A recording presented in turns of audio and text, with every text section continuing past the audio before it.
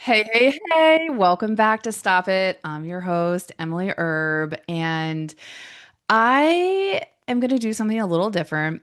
And it definitely feels a little uncomfortable for me, but like I tell all of my students who are really wanting to create change in their life and they feel uncomfortable with doing something, I'm like, "Oh, this is a great sign that you're moving in the right direction." And my mentor, I was listening to one of his calls, and one of the things that he asked us was, "What are you afraid of your viewers, listeners? What are you afraid that your people are going to find out about you?" And that is kind of what sparked these next couple episodes that I'm going to be recording. And I'm really excited to share this because I didn't realize that there were some things that I was feeling scared to share or scared to talk about because of how people were going to perceive me. And so yeah, I don't have anything. Obviously, a lot of my stuff is not scripted because I just trust myself that I'm going to speak from the heart and share what is on my mind and what's coming up, and it's going to serve at least one, if not hopefully more. And so, one of the things that I realized that I was afraid of sharing, or that you guys would find out about me and then would think differently about me, maybe think like, "Oh gosh, what does Emily know?" Or "She's not smart enough," or "She's not a good enough coach, and who is she being here?" Right?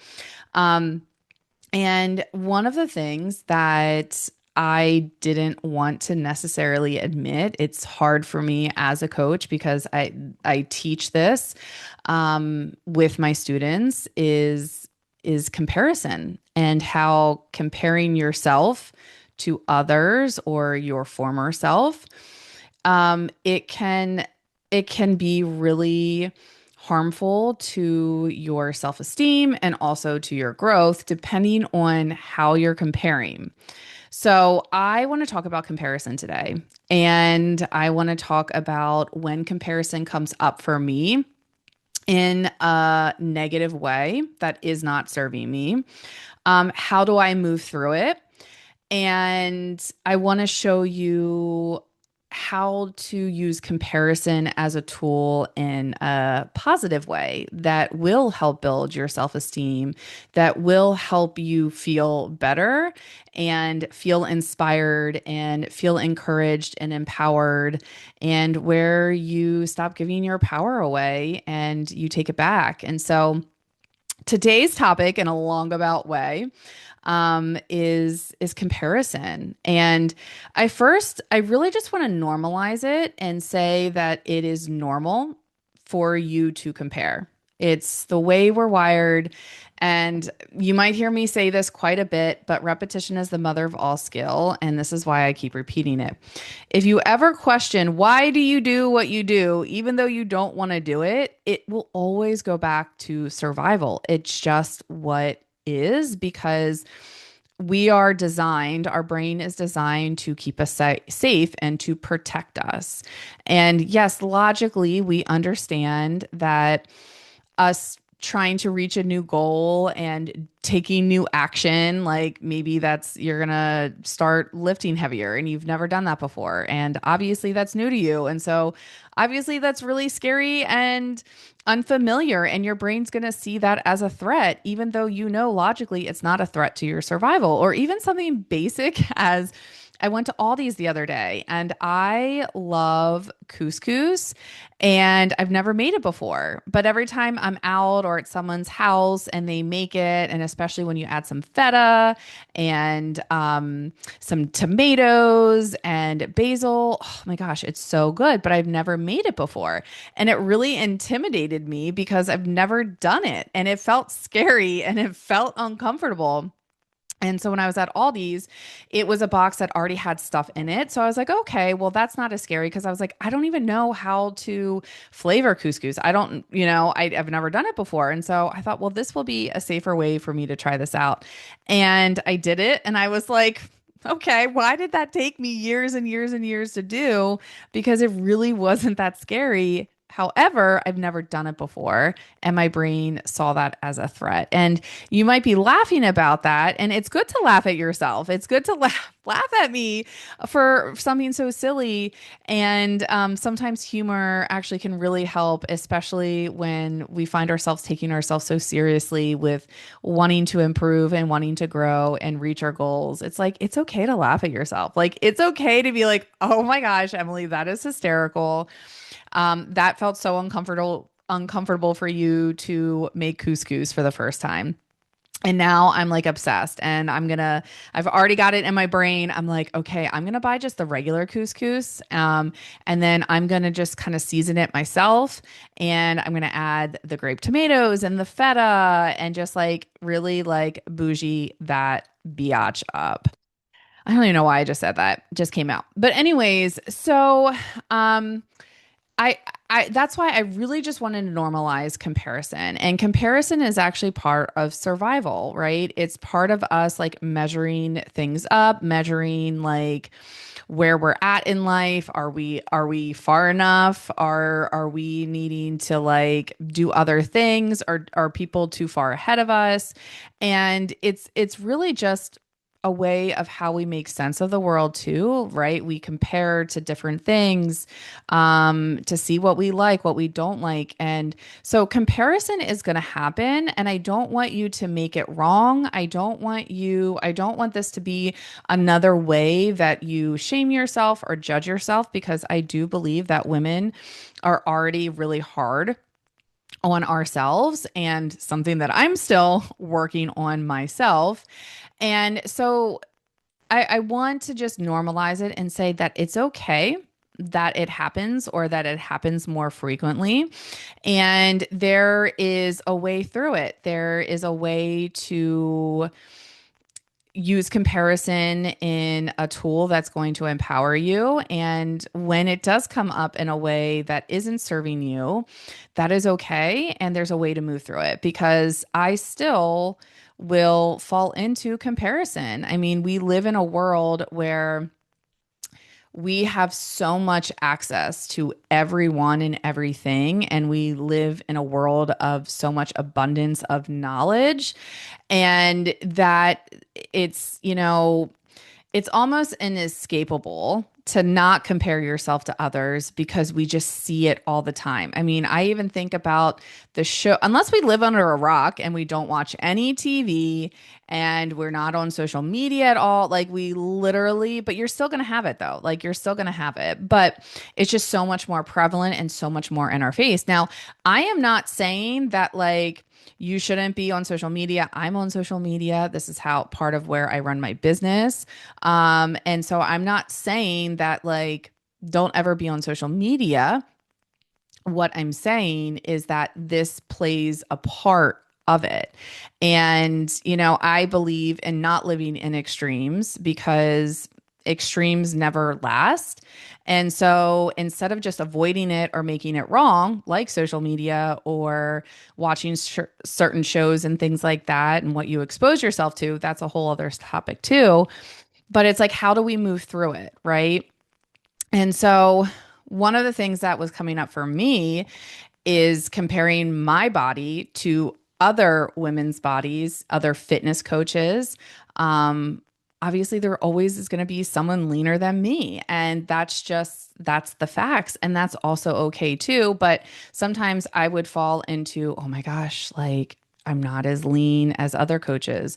Why would someone want to work with me? Right. Because here's another coach who's completely shredded, and here's Emily who, yeah, she has muscles and she is healthy, but like she is not shredded like these other women. And then I'd also too, like I would just compare myself to my former self. And there are different phases that I've gone through with my body where when I am in a cut and I'm in a fat loss phase. It's the leanest that I'm ever at when I'm in a cut. And so there's two different comparisons here we're going to talk about. I got a little bit ahead of myself. So the first one is when we compare ourselves to other people, right? So have you done this before? And everyone should be shaking their head, yes, right? And I want you to think about, who were you comparing yourself to? Were you comparing yourself to women who you feel like are further ahead than you, like I was, right? Or women, you are comparing yourself to women of things that they had that you don't have, right? And when you were doing that, how did it make you feel initially, right? Did it make you feel less than? Did it make you feel like you're behind? Did it make you feel empowered? Did it make you feel inspired to want to create change? Probably not. Most likely not. Now, some women might be like, that inspired me. And you, it depends on the perspective that you assign to it. That's the key. It comes down to, some women will be inspired by it, and most women will feel defeated by it. And you might be wondering, well, how do the women that get inspired by it, what are they doing or what are they thinking versus the women that get defeated by it? And I'm going to tell you, because this is what I do.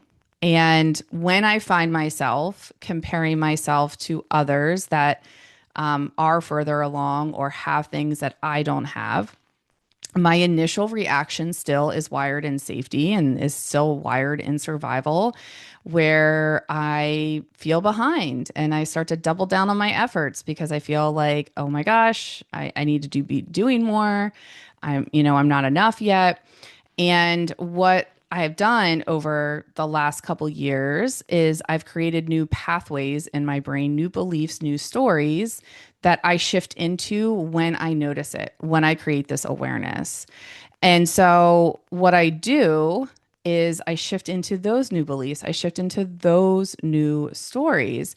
And I start to question, what are the stories that I was telling myself? What was the belief that I was assigning to that? Like, if I go to, I'm behind, right? So if that's a story that you tell yourself, that you're behind, who says? And what does that even mean? What does that mean that you're behind? And and I think also a part of that is, well, how many steps are they ahead of you, in the sense of, like, are you comparing to someone who has been doing this work for a while and they already put, like, they're on their like 5,567 step and you're on your 30th step, right? Like, that's also comparing apples to oranges. And I was doing that. I was doing that especially in my business, where I was comparing to where I want to be and looking at, like, even my coaches, and I'm like, "Oh my gosh, they have such a successful business." But they are like years and years and years, like decades into their business. And I'm like 3.5 years into my business. So I'm comparing apples to oranges. And so what I do is I shift into, okay, well, what are they doing? Who are they embodying? What are their characteristics and their qualities that I also want to embody, so that I can eventually get to the goals and things that I have. And so I start to then, instead of like comparing to how I'm measuring up to them, I will shift into, okay, well, what are their qualities? What are the things that they're doing that can help me grow? And then I will also shift into the progress that I have made. And I will shift into, okay, well, this is where I used to be, and this is where I'm at now. And look at all of the progress that I've made, and look at all the reps that I've put in, figuratively and physically, and how I have built so much self-trust with myself over time, that, like, I do trust that I'm going to get there. I'm going to get to where I want to go, because these last couple years I've put a lot of work in, and I've really done this inner work of just trusting myself again. And so, if you start to find that you are falling into this comparison of comparing yourself to others, first of all, like who are you comparing yourself to? What are you trying to size yourself up to that person? Ask, is it helping you? Is it serving you? Because if you're going to what they have and you don't, and that's all you're focusing on, right? And not feeling enough, that's not going to create inspiration for you to want to keep moving forward, right? That's just going to only chip away at your self-worth and your self-esteem. So shift into, okay, well, what can I learn from them, right? Because success leaves clues. So if there are people that you look up to that you admire and ask, like, write out well, why do you follow them? Why do you look up to them? What are they doing that you would love to have? And write out their qualities, write out how you view them. And then what you can do is you can write out, well, who do you need to be in order to get to what you want, right? Who do you need to be? Write that out and then compare the qualities and see. And most of you will be writing out probably the similar qualities of the people that you're looking up to.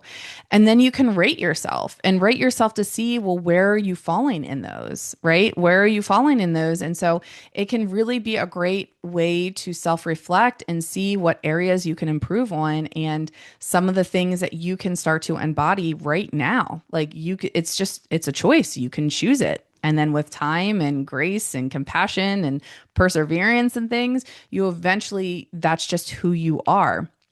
And so, and I just, again, I want to normalize this, that this happens to all of us. And even the people that you think are so far ahead of you, it happens to all of us. And it's how we move through it that's going to determine your level of success.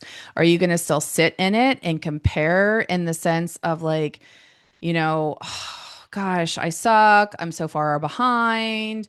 They do it so much better, or what's wrong with me? Why are they doing all these things right and I'm doing them wrong, right? Like, do you want to sit and wallow?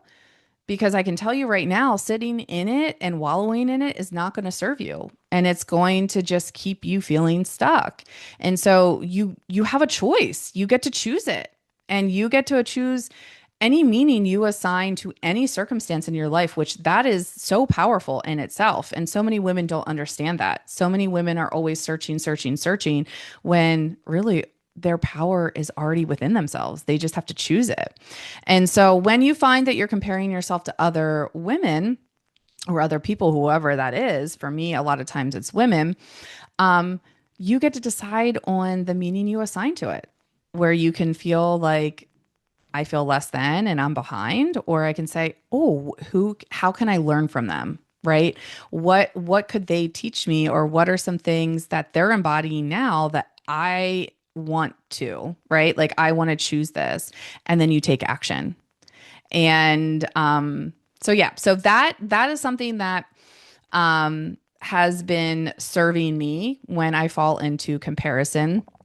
And if you've ever heard, I think it was Theodore Roosevelt said, comparison is the thief of all joy. And so when we're comparing in a negative way and we're choosing just to see the what we're lacking, it will steal all of your joy, right? And you will feel bad about yourself. You will feel like you're not enough and you will feel like you're behind. But if you choose to compare in an empowering way, like what I'll also do is I will shift in and I will compare my former self and I'll look to see all of the progress that I have made and I'll look to see how far I've come. And that comparison can be a really empowering comparison. And then some people might compare themselves to people who are a lot further along, and that's okay too. I think I'd advise you to be careful around that because I used to do that too. And sometimes I'd be like, I'm better than you. Like I figured this out and look at you over there. You're still struggling, right? Like I'm better than. And that didn't feel good either. That didn't feel authentic to me. That didn't feel in alignment with me. That felt very icky. And so if you do that, which again, like it's your life, and you choose what feels good for you, it can be in a way that's humbling, right? It can be in a way of like, I'm not better than, I'm just choosing different results. I'm choosing a different path. And that doesn't mean you're right and they're wrong. And so some people will do that. And like I said, I did that before. And then just the way I did it, it wasn't landing, it wasn't feeling good for me. And so, if you are going to compare, like compare your former self, and you can compare other people where maybe they're still really stuck and you've made more progress. And that doesn't mean that you're better than them. It just means you're choosing a different path, you're choosing a different result. And so I just, just be a little mindful of that because I've been there, done that, doesn't feel good. No one likes a judgy wudgy person.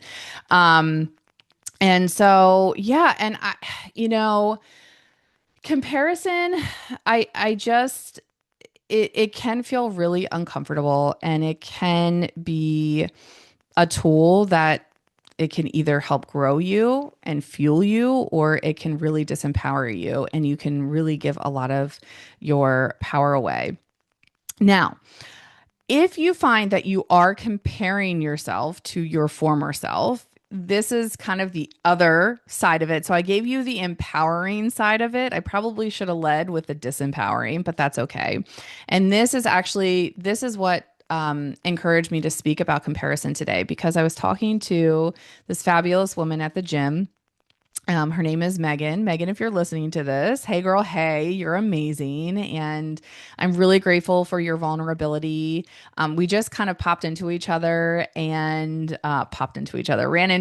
the gym. And I normally don't even work out at that time, but I decided this morning I'm not rushing. And I took my time with my morning walk and my journaling and meditation and all of that. So I got to the gym a lot later. So, I don't believe in coincidences. I think I was meant to run into Megan, and we just got to talking, and she has been struggling. We were both doing the same exercise, the tricep press down, and she's just like, "Ah, this just sucks." And I was like, "Oh, really? Like, why?" And she's like, just because I just never see changes. Like I'll see changes with my legs, but my triceps, it just is something that just like, bothers me. And so we just got to talking about it. And I got to a point because I can't help myself. I really just can't help myself because I saw so much of me in her, the older version of me. I saw how I used to feel, where I was just taking so much action, and then like I would do things and then life would happen, and then I would like fall out of routine, and then I would do it again, and I was just there was so much confusion and overwhelm, lack of clarity, and I'm like, I don't understand it. I'm doing all this action. Why am I not seeing the results? Like, why am I not seeing my muscle gains show up in my body? And so I just had a lot of empathy for her and compassion. And I just was like, I mean, I can help. Like I've been there, I've done that, I've worked through it.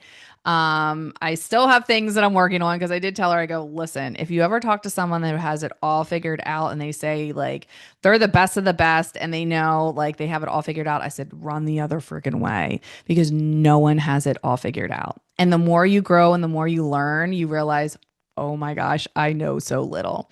Because that's growth. It's so cool. I love growth. But anyways, so we were talking, and I said to her, I go, because she just feels like, if I just feel good with my triceps, I want to see the muscle. If I just get that, I'll feel so much better. And I said to her, I go, well, was there ever a time that you ever truly felt good in your body? Like it was enough. Like there was nothing that you felt like you needed to just keep work on. And she said, yeah, when I was younger. And I used to say the same thing. I used to say the same thing. And I know a lot of my students will say the same thing. And through self reflection, what I've come to learn is like, that's actually not true. Now, there might be some women that truly felt that way. But if you're really open and honest with yourself and you really do self reflect, were you really happy and feel enough in your body when you were younger? And I asked her that question, and I said, is that actually really true? Like, I believe that you believe that. Yeah, 100%. I don't think like we're not lying about that. Like I truly believe you truly believe that, but is that actual truth? Did you actually really feel good enough in your body when you were younger? And she said no. And it just brought up just something in me that I just was like, I know. I get that. I used to feel the exact same way. I thought, well, if I could go back to when I was younger, if I could get that body back, I would just feel at peace. I would feel happier in my body. But when I really self-reflected and I looked back to where I was before, I'm like, no. I wasn't satisfied there. I always still felt like I wasn't good enough, that I still felt like, oh my gosh, I could have been skinnier. I could have been more leaner. I always felt like I had to be doing something. I had to improve my body. And so I think that the reason why I'm sharing this is that I think some of us sometimes romanticize about where we were when we were younger. And we're like, if we can just go back there.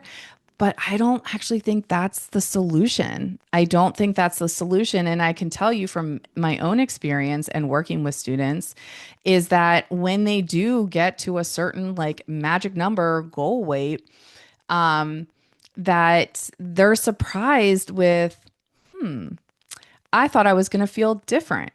And I felt the same way. I felt the same way when I lost 20 pounds.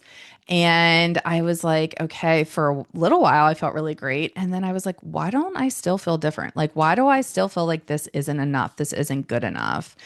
And I had to do that inner work. I had to actually really repair my relationship with myself. And this is a whole other topic, and I love teaching women this, is building self-love, of feeling enough. Whenever you don't feel enough, when you don't feel enough in your body, that the root cause of that is this underlining belief of just unworthiness, not feeling worthy enough. And the way you do that is just self-love over time. It's built up over time, and that's why self-celebration is one of the best tools that you can do. Um, and so the comparison thing is it's tricky and it's interesting. And I hope that I created some awareness. I hope I created maybe a little bit of a shift. Because then at the end of our conversation with Megan, I told her, I said, there's so much information, there's so much overwhelm, and we overcomplicate things because it's lack of clarity. We don't necessarily really know what we need to be doing. We're just taking all this action. And it's actually really quite simple. And when we get to the deep root of it, it's actually just unlearning a lot. It's unlearning a lot. It's rebuilding a foundation that's actually going to serve you. It's rebuilding a foundation of self-trust and worthiness, and that on a really, really, really deep level. And I wasn't even planning on going this deep, but I can't help myself. That is the solution. We all think, the solution is just working harder, doubling down on our efforts. And it's actually the opposite. It's the opposite, is doing less and changing your stories. And when you change your story, you change your life. And I know it sounds counterproductive because it doesn't make sense in your brain. Why are you telling me to do less when I've always been taught to do more?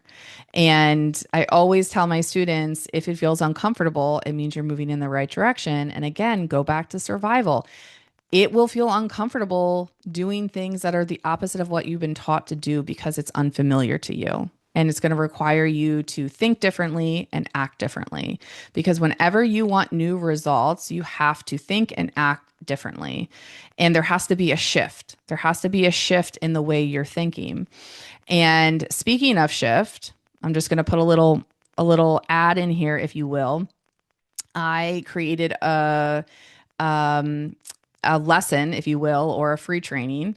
And I teach you how to make that shift. I teach you how to shift into a new belief system, an updated system of how do we get out of this start stop cycle? Because that's what was happening for Megan at the gym. You know, she just kept starting and stopping, starting and stopping.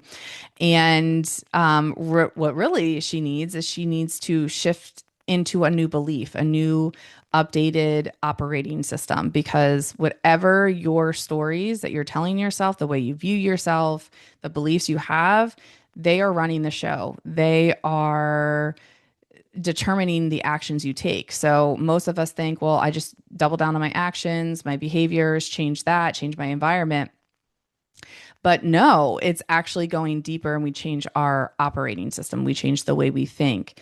And then that will change the way we behave and we act. And so in this free training, yes, I said free. Come on, guys. Like, this is how much I want you to learn this. Um, that you're going to learn this and you're going to understand it and you're going to see, oh, this is actually the solution, right?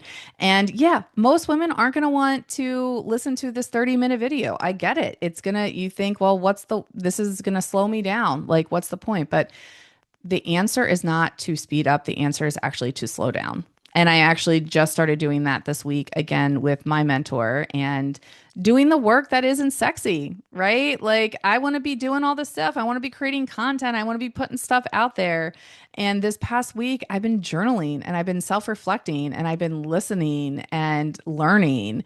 And yeah, it's not sexy, but that's what actually creates so much change. And that's what actually gets you to speed up. So, I know I went a little off topic there, but it doesn't matter because this is my podcast and I can say what I want. And that's something that I'm really working on, is just telling you the truth. I'm a truth seeker and I'm a truth teller. And when I speak my truth, I speak truth, and I really truly believe what I'm saying. And so, I just want you guys to just know that going back to comparison is going to happen. And it's the way you move through it is how that will determine the level of success that you have, right? And you can use it as a disempowering tool and feel like you're behind, you're not enough, and compare yourself to your former self and glorify that self when really, like, were you really happy then? Were you really content with your body? Or you can compare yourself to others and see how can you learn from them? What are the qualities that they have that you want? And how do you get there, right? Like, how can you embody that? And you compare your former self and say, oh my gosh, look at all the progress that I'm making. Like, look at what I'm doing now. Like, I'm eating more protein. Yay, go get it, girl. Or I'm starting to lift heavier. Yay, go get it, girl. Are you at optimal yet? That's okay. Like, have you been making some changes? Yeah, that's amazing. Okay. And so you guys get to choose. It's a choice. And I choose it every day. And there are some days that are harder than others. And there's some days that are more uncomfortable than others. And there's some days that self-doubt is at the highest. And it takes me a little bit longer to work through it. But I have systems in place. I have tools in place. I have a community. I have support. And I have worked through it so many times that I trust myself now. I trust myself that I will work through it and I'll just shift into that higher version of me. So, all right. I trust that this served you, my friends. And if you're just like, Emily, yes, like, I want a new shift. Like, I want to shift into a higher version of myself. I want to learn how to get the things that I want without it feeling so freaking hard, without overhauling my whole life. I will put the link in my free training in there, and you'll have access to that. And I would love to hear feedback, and I'd love to hear feedback from this podcast episode. If you guys had any aha moments, or if you were triggered by anything, yeah, like, please comment. I'd love to hear from you. And yeah, I hope you guys have a fantastic day, and I'll see you guys next week. I know I wasn't sure how I was going to do the podcast this summer, but I love talking, and this is a great way that I can talk, and I'm not limited on social media, and I can just give you all of the things that have really served me. So I think next week I'm going to be doing another thing that is uncomfortable for me and sharing another thing that I don't always love to admit as a coach and what comes up for me and what feels uncomfortable for me. And I'm going to share it with you because this is one of the things that I do is I build my tolerance muscle to uncomfortable things, and it's a great way to build trust in yourself. So, if there's something that you're feeling uncomfortable with doing today, maybe that's getting my free training and taking 30 minutes out of your day to listen to that. If that feels uncomfortable for you, or you're like, yeah, I want to do it, but well, okay, that's a great sign that you should totally grab it. All right. I will see you guys next week. I will talk to you guys later. Remember, life is always happening for you. And yeah, bye, guys.